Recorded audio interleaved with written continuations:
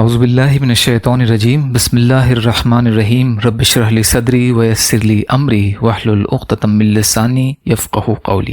بکر موتی، 5واں حصہ۔ حضرت لقمان علیہ السلام کی اپنے بیٹے کو نصیحت۔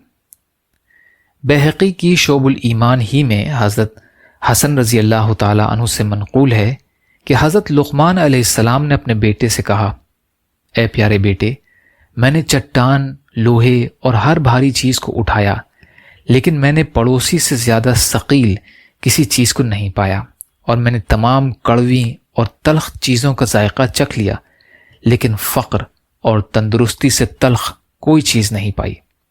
اے بیٹے، جاہل شخص کو ہرگز اپنے قاصد اور نمائندہ مت بنا، اور اگر نمائندگی کے لیے کوئی قابل اور عقل مند شخص نہ ملے تو خود اپنا قاصد بن جا۔ بیٹے، جھوٹ سے خود کو محفوظ رکھ، کیونکہ یہ چڑیا کے گوشت کے مانند نہایت مرغوب ہے، تھوڑا سا جھوٹ بھی انسان کو جلا دیتا ہے۔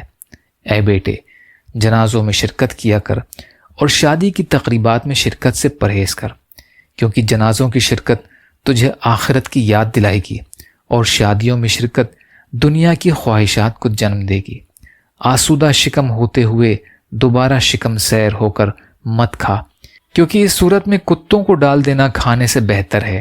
بیٹے، نہ اتنا شینی بن کہ لوگ تجھے نگل جائیں، اور نہ اتنا کڑوا کہ تھوک دیا جائے۔ حیات الحیوان۔ یا اللہ ہم سب کو کہنے سننے سے زیادہ عمل کی توفیق عطا فرما۔ یا اللہ مظلوم فلسطینیوں، کشمیریوں، روہنگیا مسلمان اور مسلمان جہاں بھی پریشان حال ہیں، ظالموں کے ظلم کا شکار ہیں، ان کی مدد فرمائیے۔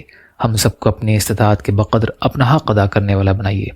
یا اللہ حلال میں سے دیجیے، حرام سے بچائیے، اپنے غیر سے بے نیاز کر دیجیے، جو مانگا وہ بھی عطا کر دیجیے، جو بھول گئے وہ بھی عطا فرمائیے۔ سبحان ربک رب العزت عما یصفون وسلام علی المرسلین والحمد للہ رب العالمین برحمتک یا ارحم الراحمین۔ لا الہ الا اللہ محمد رسول اللہ۔ السلام علیکم۔